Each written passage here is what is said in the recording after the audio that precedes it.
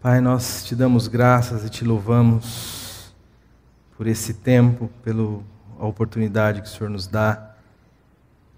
Em nome de Jesus, nós precisamos de um milagre do Senhor. Nós precisamos, Senhor, que o Teu Espírito Santo abra a nossa consciência, desperte o nosso coração para discernir o tempo em que vivemos e que sejamos cheios de fé e de coragem para viver o discipulado de Jesus. Viva a Tua igreja nesta cidade, em todos os cantos dessa terra, para suportar e para testemunhar com coragem do Teu Evangelho, em nome de Jesus. Amém. Bom, a gente tem meditado nesses dias sobre a questão do mundo e a relação com a igreja, a vida do cristão e sua relação com o mundo. E essa semana eu estava assistindo a TV e de repente surgiu uma notícia lá que um grupo entrou numa universidade, se não me engano no Quênia, e havia matado mais de 150 pessoas. E foi só a chamada assim que deu. E eu lembro que eu falei para a Lili assim: Lili, você quer apostar quanto? Você quer apostar uma feijoada que as pessoas que morreram eram cristãs? E foi para o intervalo e voltou. E quando voltou, a reportagem foi exibida de uma maneira mais completa. E aí quem estava informando disse que havia um questionamento antes da execução. Era para saber quem era cristão e quem não era cristão, quem era muçulmano. E os muçulmanos foram liberados e os cristãos foram assassinados. Morreram em torno de 150 pessoas por causa da sua fé. Pessoas que necessariamente não abriram mão do testemunho, né? Porque se abrissem mão do testemunho, poderiam ser poupadas, mas pessoas que preferiram sustentar o seu testemunho e, em face do seu testemunho, pagaram com a vida, pagaram com o seu sangue derramado. E eu gostaria de ler um texto com vocês, já que vocês estão longe, eu vou ficar meio perto. Eu não vou caber ali, com esse negócio, eu vou ficar com isso aqui na mão. Mas eu queria ler um texto para a gente começar a meditar. Está em Mateus capítulo 4, um texto super conhecido de todos vocês. Eu vou ler a partir do versículo 1.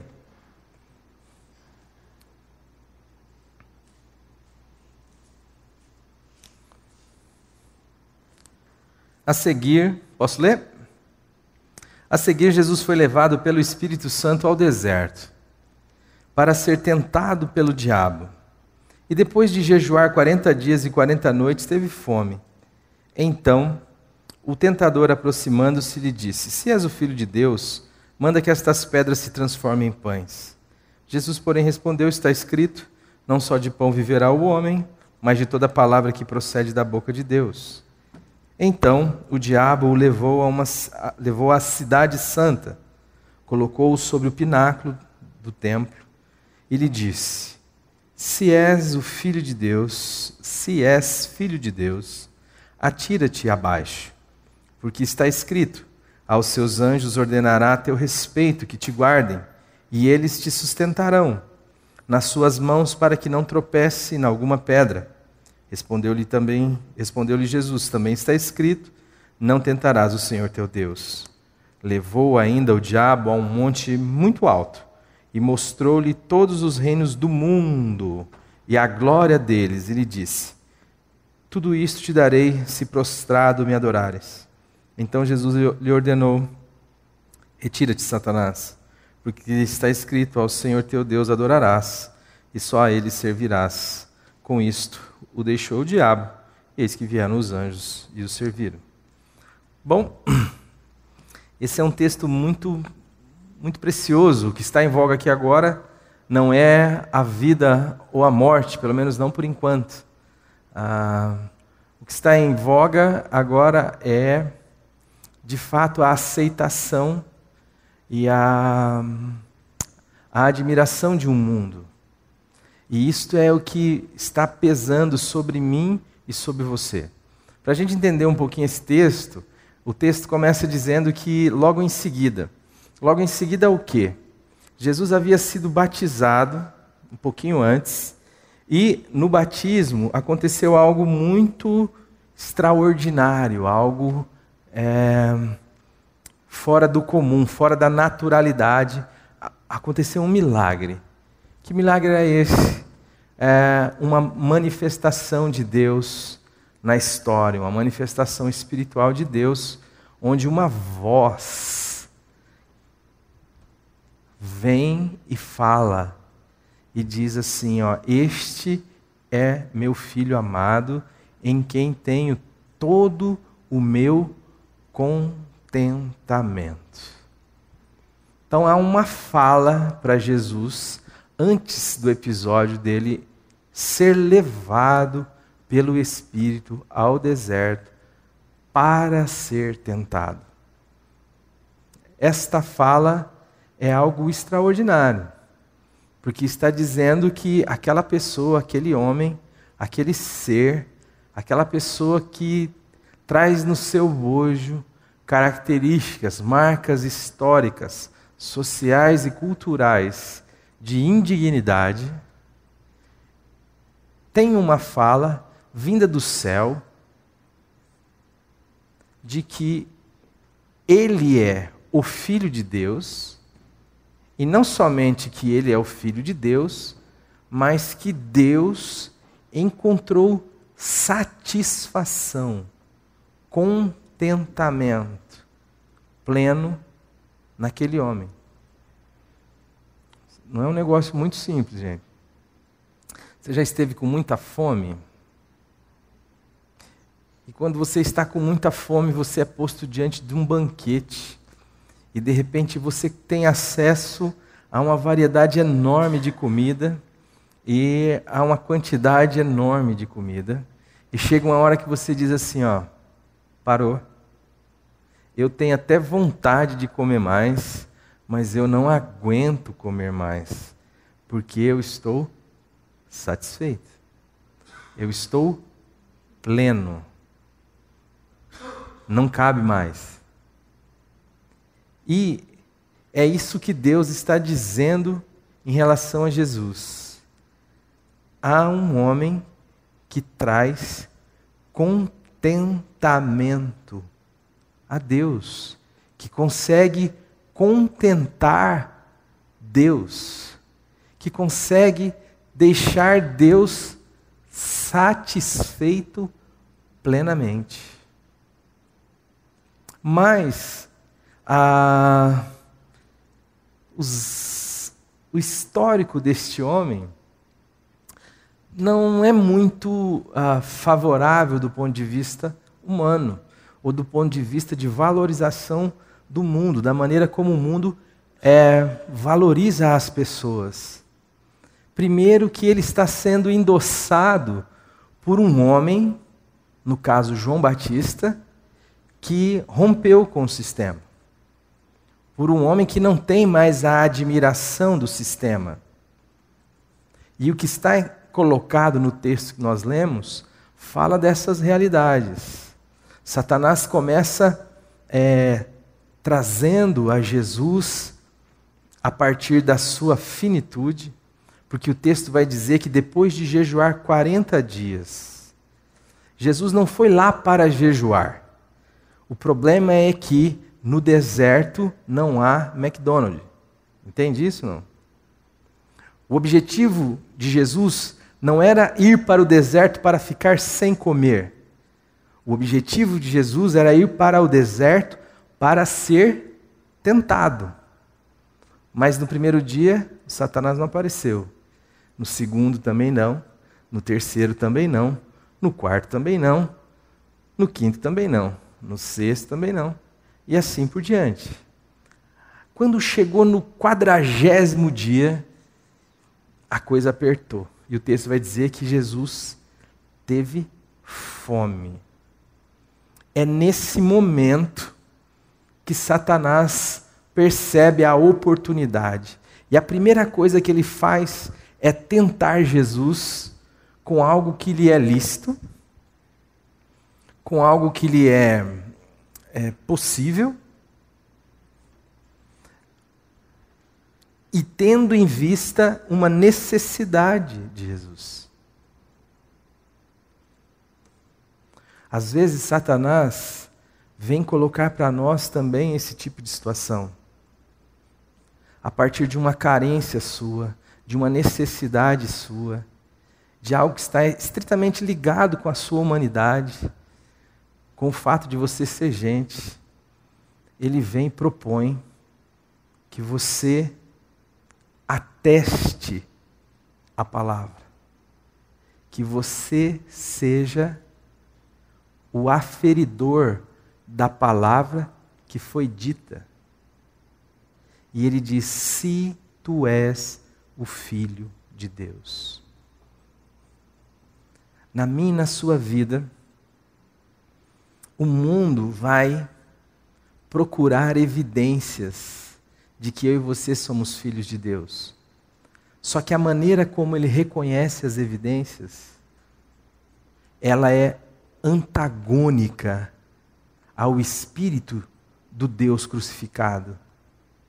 Ela quer que você manifeste também uma habilidade fora do comum. Afinal de contas, Deus é Deus. E um filho de Deus deve ser também extraordinário, fora do comum. Tem as pedras, mande que essas pedras se transformem em pães. Mas quando eu e você aceitamos esta tentação de querer provar quem somos pela manifestação das nossas habilidades, nós estamos desdenhando de uma palavra que não precisa de mais nada, porque o seu aferidor é Deus. Quem disse foi Deus, e tudo o que Deus diz é. Quando nós tentamos provar que Deus está certo, nós, nesse exato momento, estamos entrando por um caminho de sustentar Deus, de dar suporte a Deus, de fazer dos nossos braços as colunas de sustentação da palavra de Deus.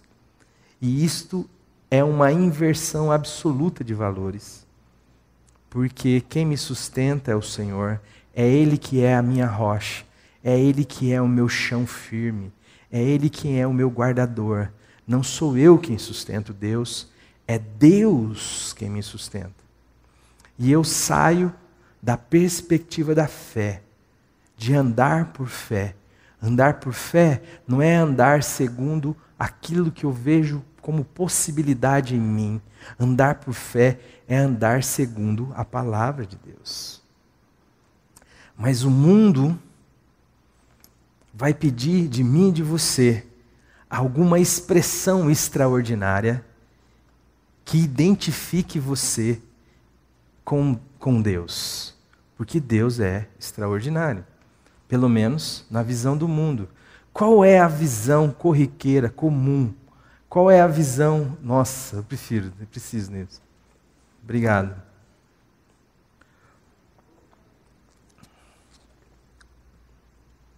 Qual é a visão que a gente aprende de Deus, se não está totalmente identificada com o poder? Por que Jesus não foi reconhecido como Deus?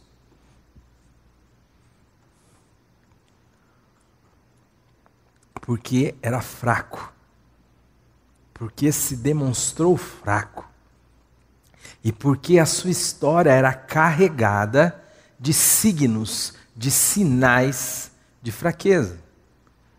Bom, quando alguém falou de Jesus, que ele vinha da Galiléia, que ele vinha de Nazaré, alguém falou assim: vem cá, pode vir alguma coisa boa daquele canto?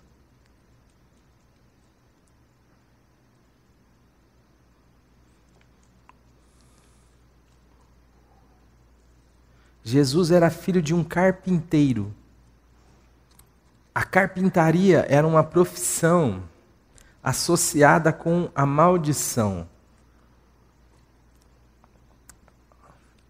Naquele tempo, a região que você morava, a profissão que você tinha, se você era doente ou não, tudo isso tinha a ver com a ideia de ser abençoado ou não por Deus, de ter uma relação estreita ou separada com Deus. E Jesus carregava na sua maneira de viver, na sua vida simples, no seu parentesco simples, na sua profissão simples, nada de extraordinário, nada que conotasse algo que as pessoas pudessem identificar como algo extraordinário, como extraordinário deve ser Deus. E na minha e na sua vida, é mais ou menos dessa forma. Nós mesmos nos submetemos a essas avaliações, e quando estamos conscientes demais, quando a luz do Evangelho tem a alegria de manifestar a nós a nossa condição, o amor de Deus nos causa um constrangimento, porque nós buscamos em nós algo que justifique esse amor de Deus por nós, porém não encontramos em nós. Não somos especiais.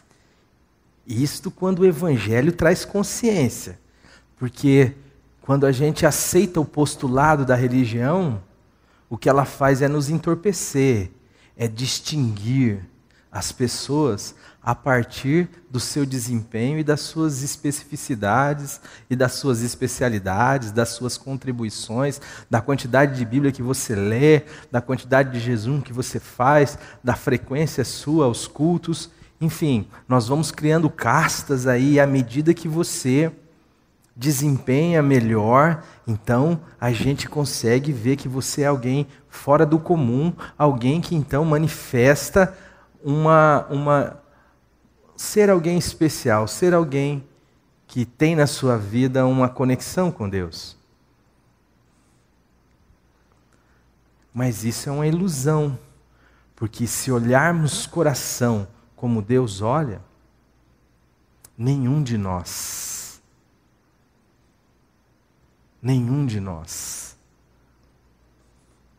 temos nada de especial que justifique Deus deixar a sua glória, que justifique o sacrifício do Filho de Deus. Isto é uma loucura. A única coisa que a gente esquece é porque esta perspectiva mundana vem disfarçada de sacralidade, de santidade, porque normalmente é vivido nos ambientes das igrejas, é vivido nos ambientes dos cultos, das celebrações, do chão proposto pelos textos bíblicos, das orações prolongadas, dos jejuns prolongados, das cantorias. E eu vou me achando melhor que os demais homens, me achando digno, porque desempenho de forma espetacular os pressupostos colocados pela minha religião. Mas quando o Evangelho de fato inunda a nossa consciência, a única conclusão que eu posso chegar diante de Deus é que eu sou um pecador. Que em mim não há nada que justifique nem o amor de Deus e nem a fala de Deus em minha direção, me chamando de filho. E Jesus passou pelo mesmo perrengue, porque tentação é algo que está diretamente relacionado com o nosso desejo. Ninguém pode ser tentado por algo que não deseja. Ninguém pode ser tentado por algo que não quer. Do que você não gosta de comer? Bola, do que você não gosta de comer, Bola? Vai falar que você come tudo? Hã? Jiló. Não adianta você chegar pro Bola e falar, Bola, carpa essa data para mim aqui que eu te dou um prato de jiló. Ele não vai falar, você está de brincadeira comigo. Agora, se você der um Corsa 0 km para ele carpe.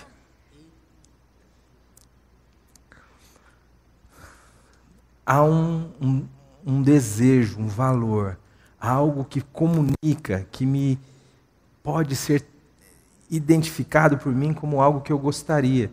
Jesus está sendo tentado. Por que você não faz pão? Se você é filho de Deus mesmo, você deve ser extraordinário a esse ponto. Mande que essas pedras se transformem em pães. E Jesus tem uma resposta muito clara.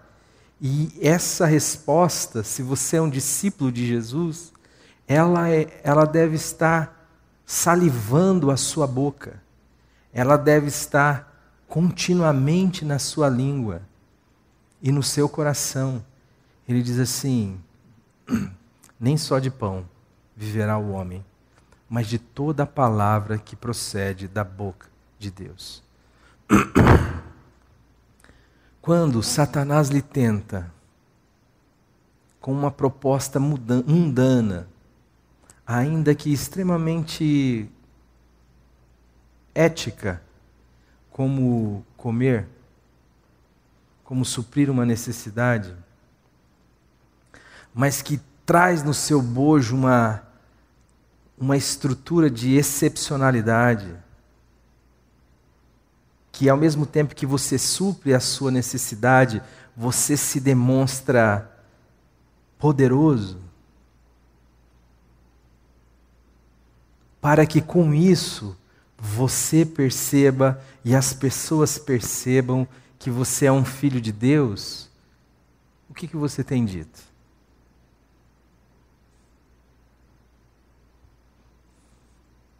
Você tem procurado dar a resposta que calaria a boca de Satanás? E se empenha em fazer algo extraordinário que tem a capacidade de suprir a sua fome, ao mesmo tempo que tem a capacidade de demonstrar as suas potências? Então, isso é anticruz. Isso é antideus. Isso é anticristo. E é disso que nós olhamos para o mundo, para a nossa nação, e percebemos igrejas cheias, lotadas, de pessoas que quando vão dar o seu testemunho, só tem coisas extraordinárias a dizer. Bom, eu era um quebrado, mas agora eu sou o top da balada, o rei do camarote. Bom, eu estava doente, mas agora eu estou são. Eu nunca vi um testemunho como o de Paulo no capítulo 12. Irmãos, eu estou aqui para testemunhar para vocês que eu sou um ladrão. E que Jesus tem me sustentado até aqui. Irmãos, eu estou aqui para testemunhar para vocês que eu sou um adúltero. Mas Jesus tem sustentado a minha fidelidade e o meu casamento. Irmãos, eu estou aqui para testemunhar aos irmãos que eu sou um mentiroso. Mas Jesus tem sido a minha verdade libertadora. Você não vê isso? A maioria do que nós vemos são testemunhos de gente extraordinária. São pastores, como eu vi essa semana, falando para gente comum se tornar extraordinária. E isso com a Bíblia na mão. E você percebe o que Satanás usa para tentar Jesus? A Bíblia. Está escrito.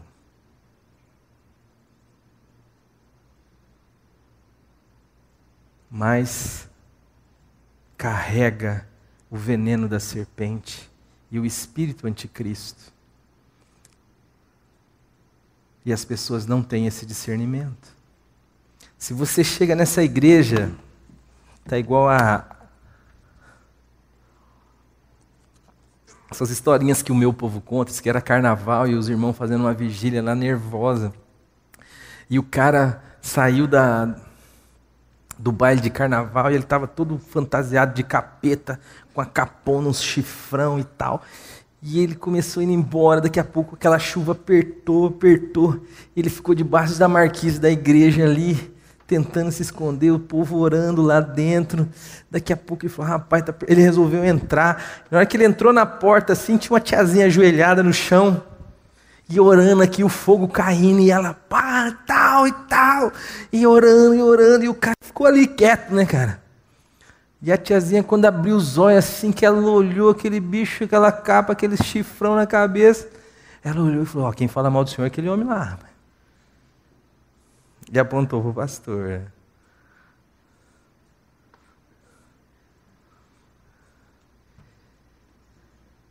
Se chegasse nas nossas universidades um grupo e dissesse assim, viu? Quem for cristão vai para aquele lado ali. Quem não for vai para esse aqui. Esse povo aqui está liberado. Aquele povo ali vai morrer. Quantos de nós? Quantos de nós?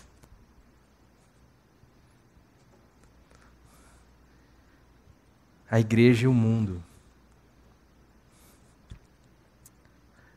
Satanás, no segundo momento, leva Jesus para onde? Ao diabo! Tinha um pastor meu que fazia isso. Para onde Satanás leva Jesus agora? Ele tentou com o pão.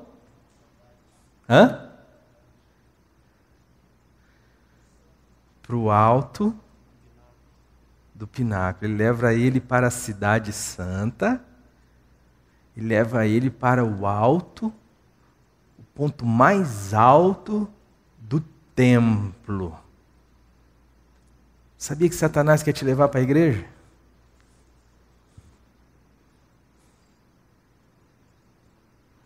É interessante como o Espírito Santo leva Jesus para o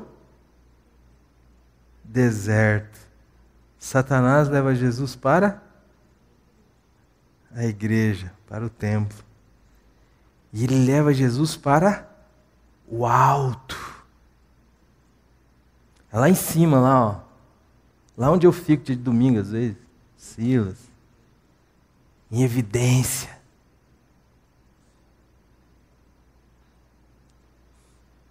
Ele quer te levar, queridos. Ele não se importa de você frequentar uma igreja. Aliás, ele te leva para lá se for o caso. Ele te leva para lá. E Ele te eleva. Ele te exalta. Ele coloca num ponto onde todo mundo vê. Porque Satanás não é bobo, não. Mas é. Para algumas coisas.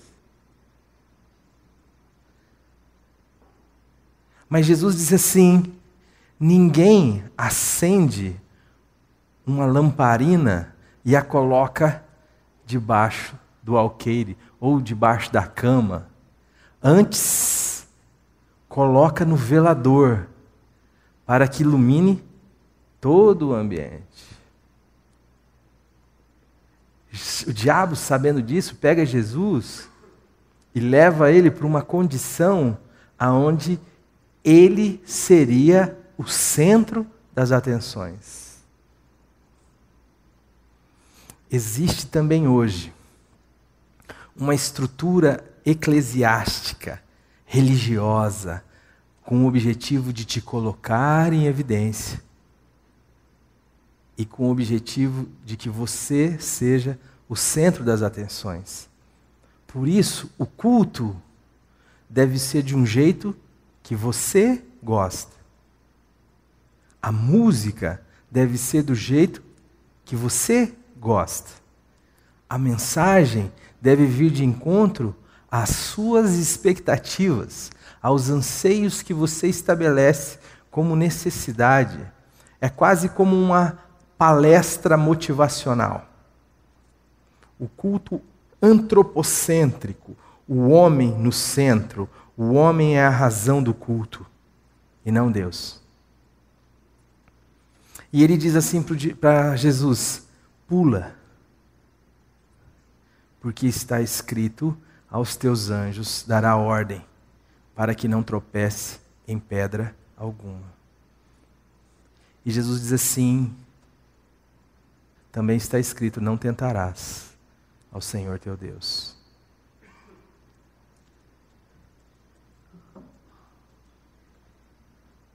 Quanto de nossa expressão cristã de fé tem sido vivida na mesma dimensão? Eu preciso ser colocado em evidência e eu preciso demonstrar que Deus é por mim.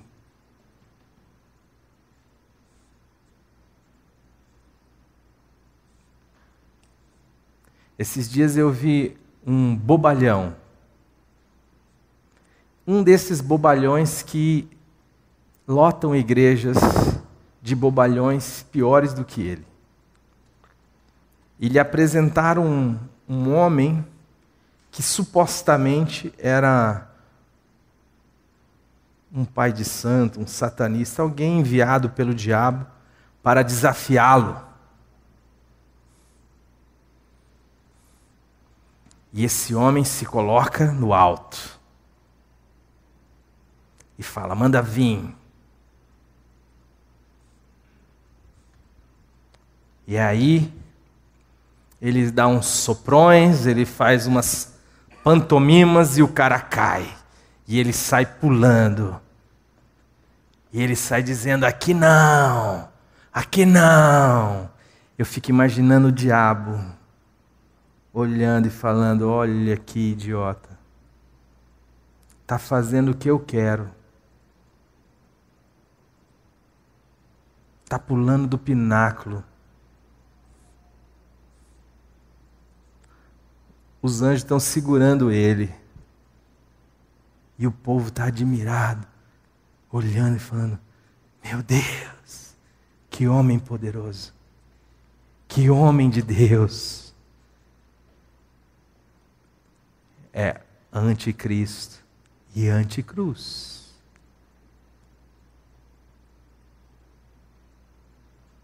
Porque Jesus era o homem de dores. Alguém que nós não víamos nele nenhuma beleza, nenhuma formosura. Alguém identificado com a fraqueza. E por último, Satanás tenta Jesus com a glória e o governo deste mundo. Eu me formei em 2010 e eu disse no meu coração assim, eu nunca mais faço outra graduação. Mas esse ano eu resolvi fazer uma outra graduação. E para mim tem sido uma crise. Porque as universidades e as faculdades se converteram em sinagogas. Elas estão pregando uma religião. E onde você não pode questionar o dogma, porque você recebe o rótulo de herege. E você não é benquisto na reunião. Você passa a ser uma pessoa rebelde. Ou, em outras palavras, um conservador. Você passa a ser um ignorante. Você passa a ser alguém onde os elevados devem te olhar com uma misericórdia soberba. Tadinho. Coitado. Nunca vai ser parte dos nossos. Está amarrado. Está preso numa mentalidade arcaica, numa mentalidade inferior. E eu vejo que as questões são tão óbvias. Os questionamentos que às vezes eu proponho nas salas de aula são tão rasos, tão infantis,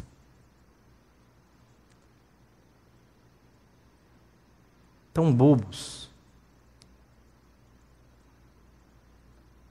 que eles não conseguem responder, mas eles não conseguem responder a contento.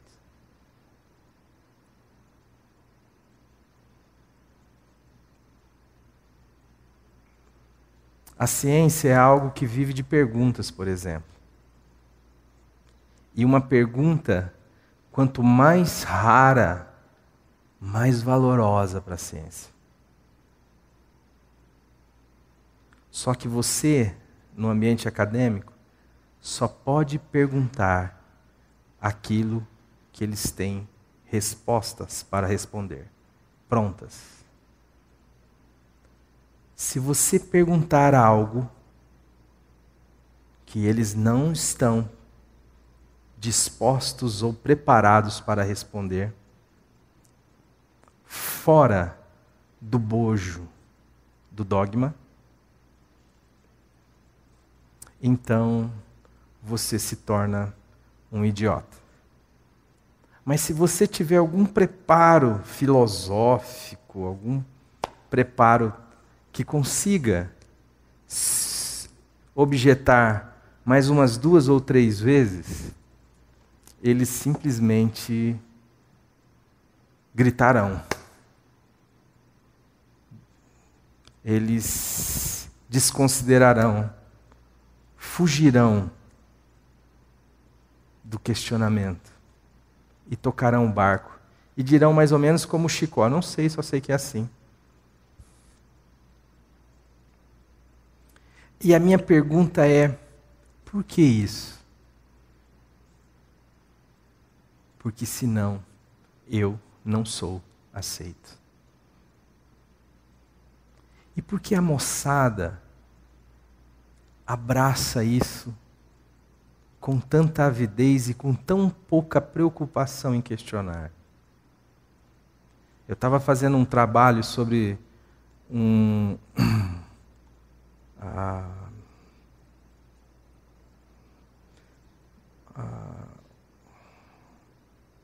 psicologia experimental do comportamento, e o cara teve a pachorra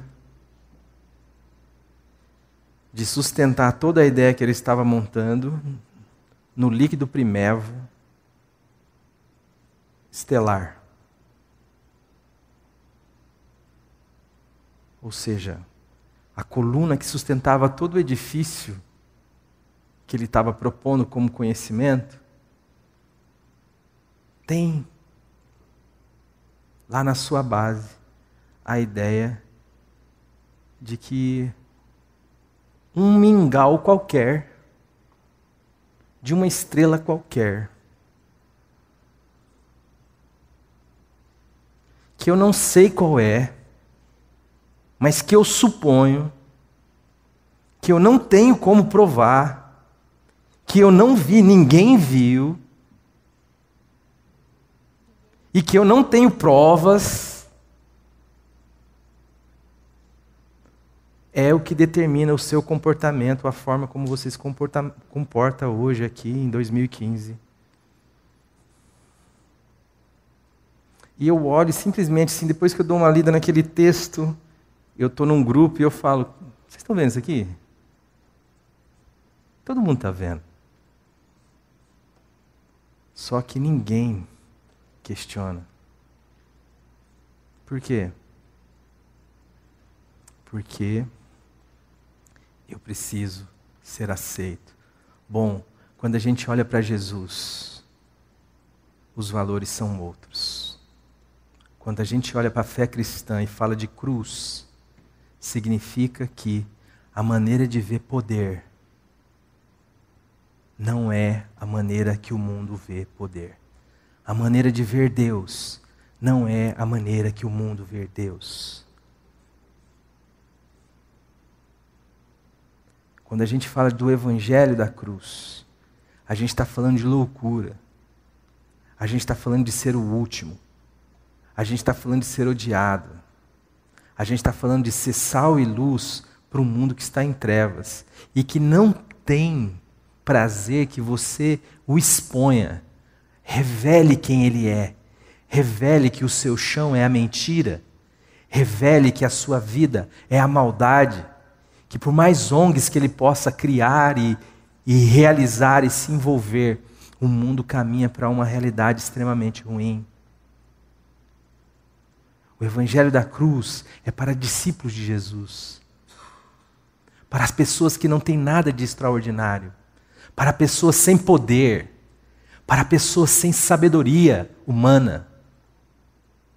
Para pessoas que veem na cruz ou no Deus crucificado a maior expressão de poder já existente na história.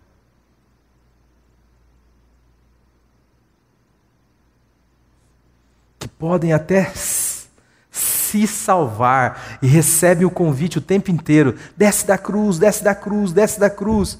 Você nem precisa sair da igreja para descer da cruz. Você nem precisa sair do ministério de louvor para sair da cruz. Você nem precisa deixar de ser crente. A gente vai te aceitar. Basta você transformar pedras em pães. Basta você subir no pináculo da sua religião. Basta você se curvar, servir de alguma forma a essa estrutura, a este mundo que jaz no maligno, contribua com o bom desenvolvimento do mundo, não sirva de obstáculo ao mundo, não sirva como um farol nos olhos daquele que dirige este caminhão chamado mundo, mas seja alguém que facilite, que faz com que o mundo possa se desenvolver e crescer nessa tentativa de chegar ao céu, de construir um lugar, de edificar um canto, de edificar uma cidade onde Deus seja desnecessário. Você moço, você moça, gaste a sua energia, gaste toda a sua vida com o objetivo de favorecer para que as coisas andem bem, para que o mundo ande bem, para que as coisas deem certo, para que a economia vá bem, para que haja paz, para que haja tranquilidade. Gaste toda a sua vida, se prostre, se convença, se entregue à realidade, ao peso que nós estamos botando sobre as suas costas e sirva e contribua para que o mundo se estabeleça, imagine, um lugar onde Deus não é preciso, um lugar onde Deus é desnecessário, um lugar da rebelião. Gaste a sua vida. E você receberá a honra, a glória, o governo. Você partilhará de tudo isso que eu, o diabo, posso lhe dar. Não preciso que você seja imoral. Preciso que você seja extraordinária. Não preciso que você não leia a Bíblia. Não preciso que você não vá à igreja. Preciso que você não vá para a cruz. Preciso que você ame o mundo, o sistema que eu criei. Que você se renda a ele e que você o sirva. Bom, mas se você é um discípulo de Jesus, eu quero dizer para você que ainda que você viva numa bolha de tranquilidade, a disposição do seu coração deve ser a defenestração, deve ser a morte, deve ser a cruz. Jesus disse: não é o servo maior do que seu Senhor.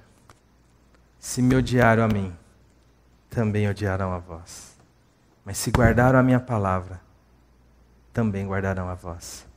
Caso contrário, você vai ganhar a aceitação do mundo inteiro, mas vai perder a sua alma. E eu não estou falando de morrer e ir para o inferno.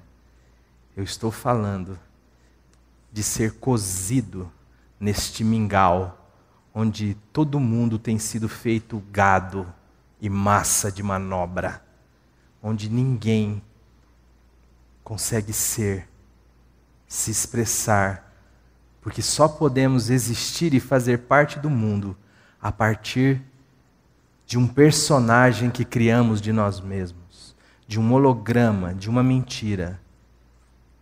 Mas a minha e a sua alma clama por ser. E esta liberdade só tem aqueles que conheceram a verdade. Eu sou o caminho, eu sou a verdade, eu sou a vida. Ninguém vai ao Pai a não ser por mim. Você não é um aborto cósmico. Você é alguém que Deus desejou. Você é alguém que Deus quis. E a sua alma não encontrará descanso enquanto você e eu não dermos crédito à palavra de Deus que diz: Tu és meu filho amado, em quem tenho todo o meu contentamento. E isto por causa de Jesus. Amém? Eu quero que você curve a sua cabeça.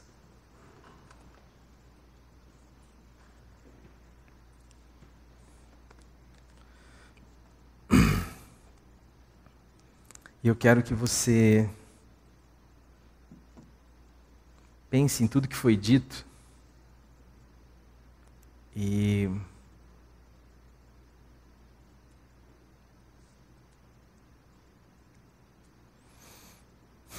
se coloque no cenário da tentação e perceba com franqueza quais as respostas você tem dado.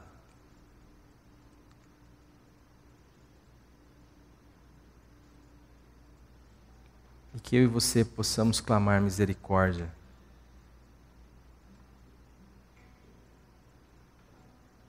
Que o Senhor nos dê a coragem de ser quem nós somos em Deus.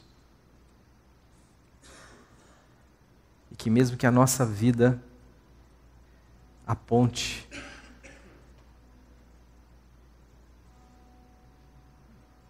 para o contrário,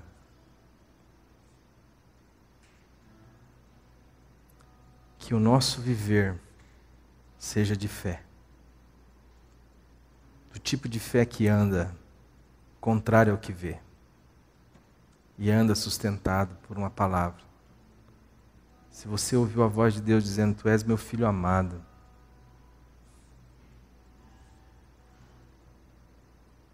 fique só com a palavra. Não tente provar isto. Não tente viver de modo extraordinário. Deixa que o extraordinário venha viver em você. Deixa que o santo venha viver em você.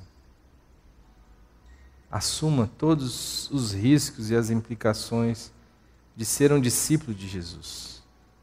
Que Deus faça isso com a minha vida e com a sua. Pai, em nome do Senhor Jesus, nós colocamos as nossas vidas diante do Senhor, clamando e pedindo, Pai,